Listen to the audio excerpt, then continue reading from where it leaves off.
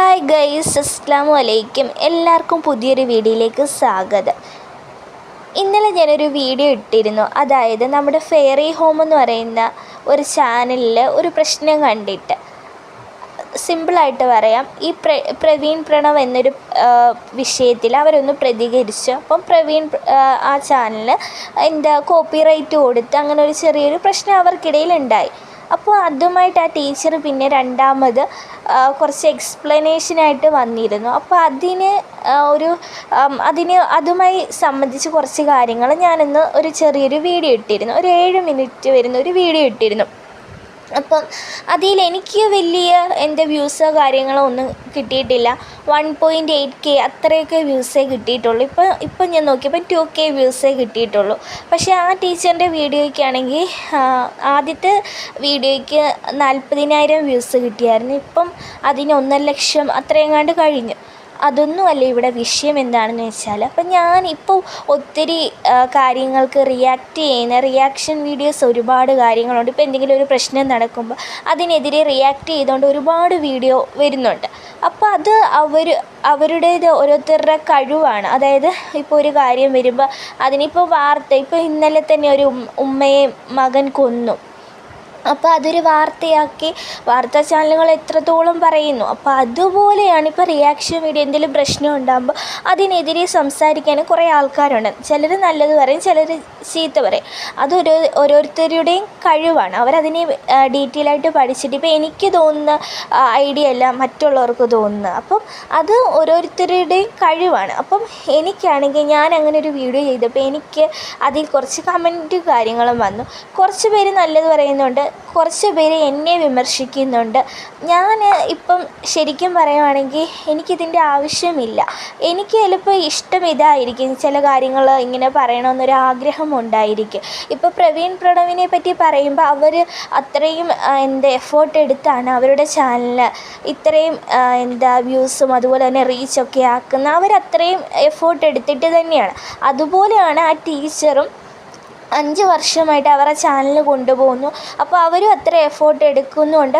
അപ്പോൾ ഒരു നാൾ അവരും നല്ല റീച്ചും കാര്യങ്ങളൊക്കെ അവർക്കും കിട്ടും. അവരും തുടങ്ങിയിട്ടേ ഉള്ളൂ. അപ്പം 5 വർഷം ആയെങ്കിലും ചിലപ്പോൾ അവർ ഡെയിലി വീഡിയോസ് ഒന്നും ഇടുന്നില്ല. ചിലരുടെ ക്ലിക്കാകാൻ കുറച്ച് ടൈം എടുക്കും. ഇപ്പം ഈ പറയുന്ന ഞാനും ഇപ്പം യൂട്യൂബ് ചാനൽ സ്റ്റാർട്ട് ചെയ്തിട്ട് ഒരു 4 വർഷമായി. പക്ഷേ ഞാനും അങ്ങനെ ഡെയിലി വീഡിയോസോ ചിലപ്പോൾ ഞാൻ ഷോർട്സൊക്കെ ഇട്ടായിരിക്കും 1K ആക്കിയിട്ടുള്ളത്. അതായത് 1K ആക്കിയിട്ടുള്ളത്. കാരണം എനിക്ക് അത്ര യൂട്യൂബിൽ നിന്ന് ഇത്ര വരുമാനം കിട്ടും അങ്ങനെയൊന്നും എനിക്കും അറിയത്തില്ലായിരുന്നു.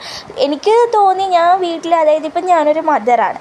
അപ്പം എനിക്ക് 2 ഇരട്ട കുഞ്ഞുങ്ങളാണ്. ഇപ്പം അതുങ്ങൾക്ക് 1 വയസ്സേ ആയിട്ടുള്ളൂ. അപ്പം ഞാനിങ്ങനെ വീട്ടിൽ വെളിയിലൊന്നും പോകുന്നില്ല.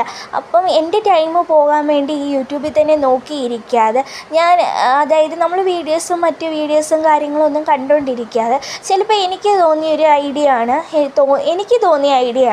ഒരു വീഡിയോസും കാര്യങ്ങളൊക്കെ മക്കളെ പറ്റിയും അങ്ങനെയൊക്കെ ഇടാമെന്ന് പറഞ്ഞ് ഞാൻ തുടങ്ങിയൊരു ചാനലാണ്. ഇതിൻ്റെ മുന്നേ ഞാൻ ചാനൽ തുടങ്ങി വെച്ചിട്ടുണ്ടായിരുന്നു.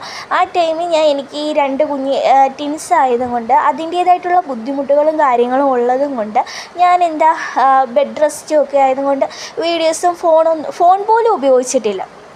അപ്പം ഞാനങ്ങനെ ഇപ്പം ഈ കുഞ്ഞുങ്ങളെയും കൊണ്ടൊക്കെ ഇരിക്കുന്ന ടൈമിൽ എനിക്ക് തോന്നിയൊരാഗ്രഹമാണ് ഇതുപോലെ എനിക്ക് ഒരു ചാനലൊക്കെ തുടങ്ങാം. ഞാൻ ചുമ്മാ ഇരിക്കുകയല്ലേ, അങ്ങനെ ഞാൻ സ്റ്റാർട്ടാക്കിയതാണ്. അങ്ങനെ ഇപ്പോൾ വീഡിയോസും കാര്യങ്ങളൊക്കെ ഇടുന്നു. പിന്നെ മക്കളുടെയൊക്കെ വീഡിയോസൊക്കെ എടുക്കാൻ, കാരണം 1 വയസ്സൊക്കെ ആയ കുഞ്ഞുങ്ങളാണ്. അപ്പോൾ അവരുടെ കളിയും ചിരിയൊക്കെ വെച്ച് എനിക്ക് ഒത്തിരി വീഡിയോസും കാര്യങ്ങളൊക്കെ എടുക്കാം. പക്ഷേ ഞാൻ അതുങ്ങളെ ഇപ്പോഴേ ഒത്തിരി കാണിക്കണമെന്ന് എനിക്ക് ആഗ്രഹമില്ല.